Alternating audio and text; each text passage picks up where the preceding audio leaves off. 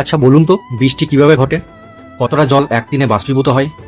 বজ্রপাত দেখে তো মনে হয় এত আলো আসে কোথা থেকে? আবার আপনারা তো শুনেছেন কৃত্রিম বৃষ্টিপাতের কথা, সেটা এবার কি করে হয়? তো চলুন এইসব কিছু নিয়ে আজ আমি চলে এসেছি একটা মজাদার ভিডিও। তো ভিডিও শুরু করার আগে আপনাদের কাছে একটাই কথা বলবো, ভিডিও যদি আপনাদের ভালো লেগে থাকে তাহলে লাইক, শেয়ার ও সাবস্ক্রাইব করতে ভুলবেন না, আর কমেন্টে অবশ্যই জানাবেন যে ভিডিওটি কেমন লাগলো। তো হ্যালো বন্ধুরা, আপনারা দেখছেন আপনাদেরই YouTube channel the unknown facts.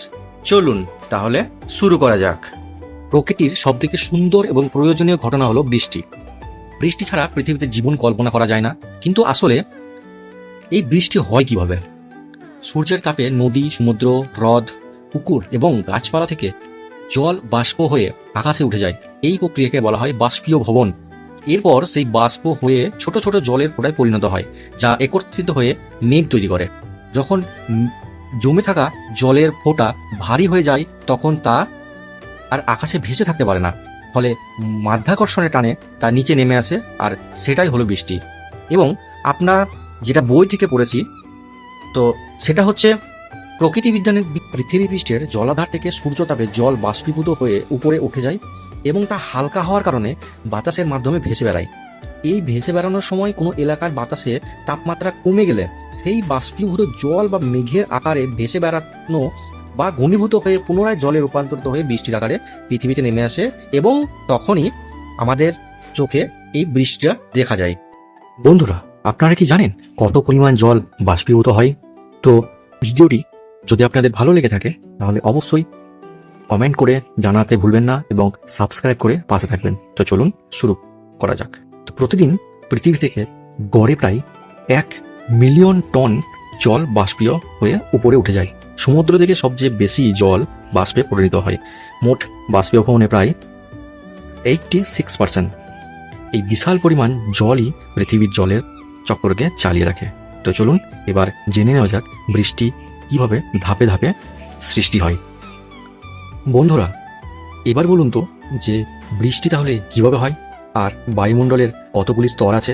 আচ্ছা, এই ভিডিওতে আপনারা পুরোটা জানতে পেরে যাবেন।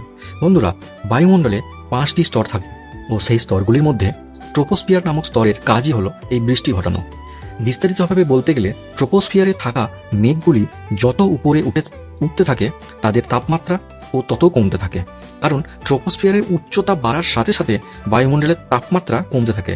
যখন মেঘগুলির তাপমাত্রা 0 ডিগ্রির চেয়ে বেশি থাকে তখন এদেরকে বলা হয় উষ্ণ মেঘ, এবং যখন এদের তাপমাত্রা 0 ডিগ্রি সেলসিয়াসের নিচে নেমে থাকে তখন তাদের বলা হয় শীতলতম মেঘ। উষ্ণ মেঘের ক্ষেত্রে ছোট ছোট জলের বিন্দু তৈরি হয়, একে অপরের সাথে ধাক্কা খেতে খেতে আকৃতিতে বড়। আকাশে যখন মেঘ তৈরি হয় তখন মেঘের ভিতরে বিদ্যুতের মতো চার্জ জমা হতে থাকে। মেঘের এক অংশে জমা হয় ধনাত্মক চার্জ ও আরেক অংশে জমা হয় ঋণাত্মক চার্জ। এই দুই চার্জ যখন হঠাৎ করে মিলিত হয় তখন প্রচন্ড শক্তি সৃষ্টি করে। সেই শক্তি আলোর ঝলকানি আর গর্জনের মাধ্যমে প্রকাশিত হয়, তাকেই আমরা বজ্রপাত বলে থাকি। এই বজ্রপাত হতে পারে মেঘের মধ্যে, মেঘ থেকে মেঘে এবং মেঘ থেকে মাটিতে। বজ্রপাতের তাপমাত্রা কত জানেন বন্ধুরা? বজ্রপাতের তাপমাত্রা এতটাই বেশি, প্রায় 30,000 সেলসিয়াস, যা সূর্য পৃষ্ঠের চেয়েও গরম। আপনারা তো শুনেছেন যে কৃত্রিম বৃষ্টিপাত এর নাম, এবং বলুন তো কৃত্রিম বৃষ্টিপাত কি করে তৈরি হয়? তো চলুন জেনে নিই এই ভিডিওতে। সব জায়গায় প্রকৃতিভাবে বৃষ্টি হয় না, তাই বিজ্ঞানীরা আবিষ্কার করেছেন কৃত্রিম বৃষ্টিপাত বা ক্লাউড সিডিং। এই প্রক্রিয়ায় বিমান বা রকেটের সাহায্যে মেঘে সিলভার আয়োক্সাইড, সোডিয়াম ক্লোরাইড বা ডাইআইস ছেটানো হয়। এগুলো মেঘের ভেতরে থাকা জলকণাগুলিকে জমাট বাঁধাতে সাহায্য করে, ফলে মেঘ ভারী হয়ে পড়ে এবং বৃষ্টি নেমে আসে। কৃত্রিম বৃষ্টি সাধারণত খরাপ্রবণ এলাকায়, মানে যেখানে বৃষ্টি হয় না হয় বললেই চলে, ফসল রক্ষার জন্য বা বনাঞ্চলে আগুন নেভাতে ব্যবহার করা হয়। বৃষ্টি আমাদের জীবনে কতটা জরুরি সেটা তো আমরা খুব ভালো করে জানি, এবং তার পাশাপাশি বৃষ্টির জন্য আমাদের কি কি উপকার